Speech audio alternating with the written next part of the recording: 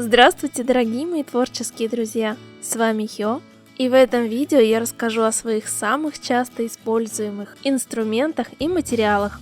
А если я что-то забуду, или вам будет интересно еще что-нибудь, обязательно пишите в комментариях. Начнем с самого популярного вопроса о том, какой клей я использую, вне зависимости, показываю я его в видео или нет. Мой самый любимый – это строительный полимерный клей.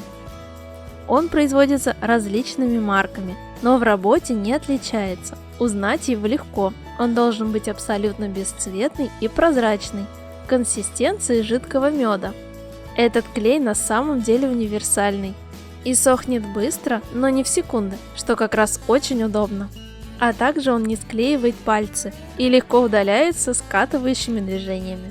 Еще его плюс в том, что он не разъедает пластик, в отличие от того же момент кристалла. Но все равно лучше перестраховаться и защитить куклу пищевой пленкой или целлофановым пакетом.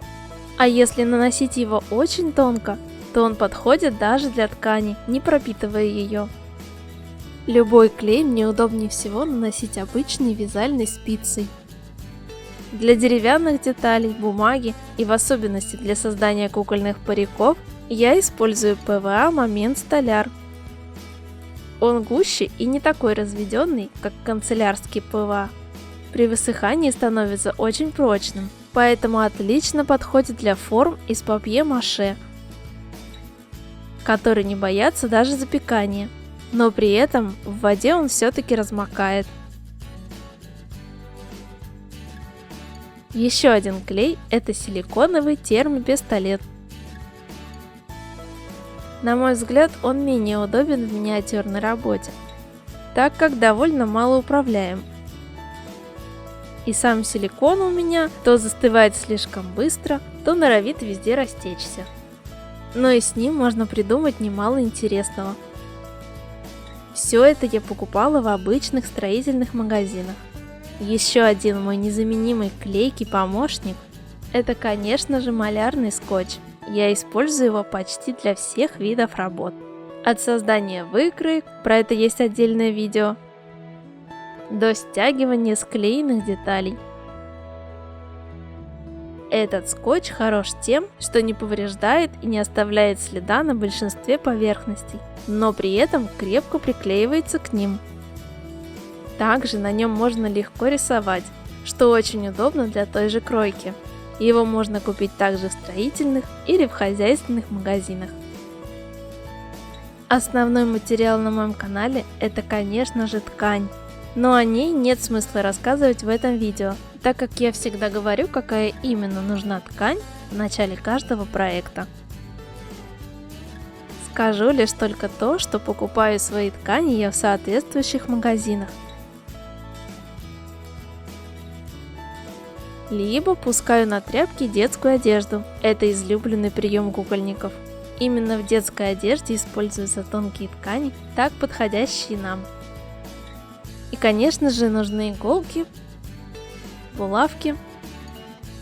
Не помешает сантиметр. Второй по использованию материал у меня – это картон и бумага. В основном я брала плотную крафт-бумагу для эскизов. Но в последнее время мне очень понравилась акварельная бумага. Моя лучшая подруга подарила мне целый альбом, и я очень удивилась ее универсальности. А еще мне понравилась ее фактура. Если же нужно что-то попрочнее, подойдет и обычный картон от упаковок. Обожаю картоху, у меня целый склад таких пачек. Ну и, конечно же, гофрокартон из больших коробок.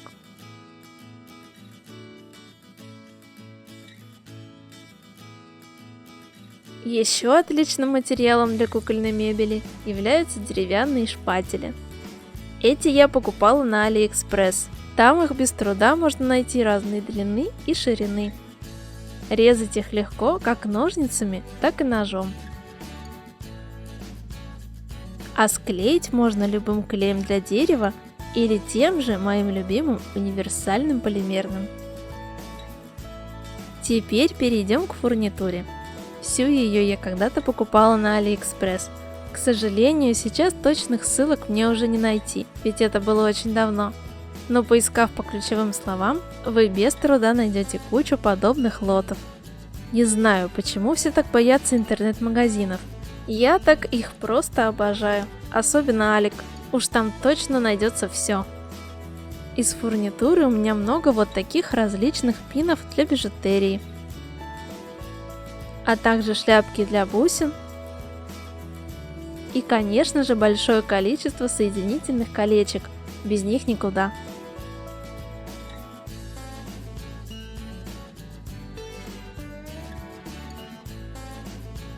Также весьма полезны бижутерные карабинчики и держатели для кулонов. Для такой фурнитуры и понадобятся вот такие круглогубцы и тонкогубцы. Их гладкая поверхность предназначена как раз для того, чтобы не оставлять заломов на мягкой проволоке.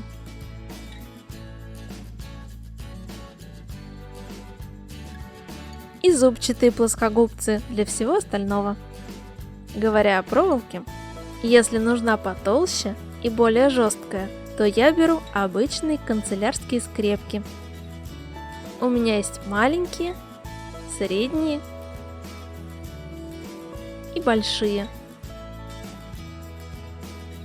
А еще вот такие в цветной пластиковой оболочке. А если нужна тонкая проволока, то можно взять бисерную. Их расцветок и толщины существует огромное количество. Также я очень люблю использовать украшения для маникюра.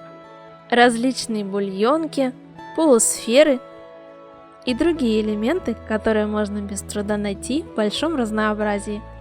Именно за счет таких мелких деталей миниатюра становится будто бы живой. Из маникюрной области также пригодятся бафики, как замена наждачки, а также сами лаки и краски для росписи.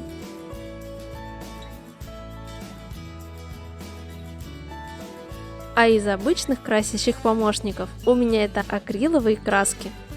Хоть я и не часто делаю перерисовку кукольных мордашек, но без акварельных карандашей в этом деле никуда. А также очень нужная вещь – сухая художественная пастель. Заводскую краску кукол я снимаю при помощи технического ацетона из строительного магазина, но он очень сильный и агрессивный, и жутко вонючий, поэтому работать с ним нужно очень аккуратно и с подходящей защитой. И ни в коем случае нельзя оставлять его на пластиковых поверхностях, ведь он с легкостью их разъедает. Более щадящая в этом плане жидкость для снятия лака, а лучше жидкость для снятия гель-лаков. А для основы и закрепления кукольного макияжа я использую, конечно же, знаменитый мистер Super Clear. Он делает поверхность идеальной для рисования. За счет своей мелкой дисперсии создает просто неповторимое бархатное покрытие. Лучше его я ничего не нашла.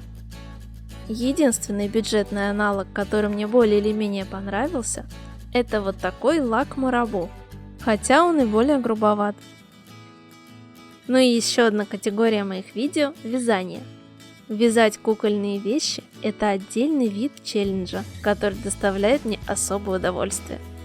Ведь если все делать аккуратно и добавить деталей, то получаются особые, совершенно потрясающие вещи.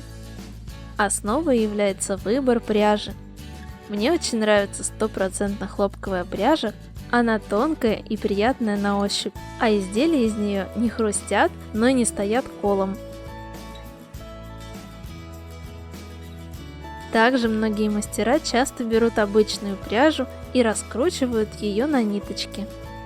А некоторые вяжут даже из вышивальных ниток.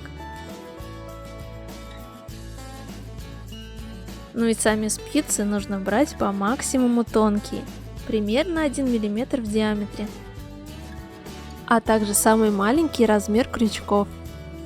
Также можно взять в качестве спиц большие иглы для игрушек.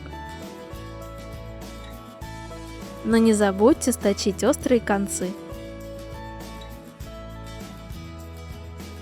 Ну и конечно же, акриловая пряжа просто шикарный материал для создания кукольных паричков. Тут не обойтись без пуходерки для животных. Ей вычесывают и распускают пряжу. Про это у меня тоже есть отдельное видео. Найти пуходерку можно среди товаров для животных. Для эффективного использования зубцы должны быть оголенными. Если на зубцах имеются защитные сферки, их можно просто отодрать. К сожалению, аналогов таким пуходеркам я пока не нашла, так что если нужно, при случае загляните в зоомагазин. А для выглаживания как кукольных волос, так и одежды мой незаменимый инструмент – это утюжок для волос. Лучше брать более профессиональный, с большим диапазоном температур. Это сделает его более универсальным и поможет уберечь разные виды тканей от пережигания или деформации. Вот такая получилась небольшая инвентаризация. И если вам захотелось что-то прикупить в ближайшее время, призываю вас по возможности воспользоваться интернет-магазинами с доставкой на дом. Пожалуйста, какое-то время не выходите в людные места без особой надобности. Берегите свое здоровье и здоровье ваших близких. А если у вас остались вопросы, задавайте их в комментариях.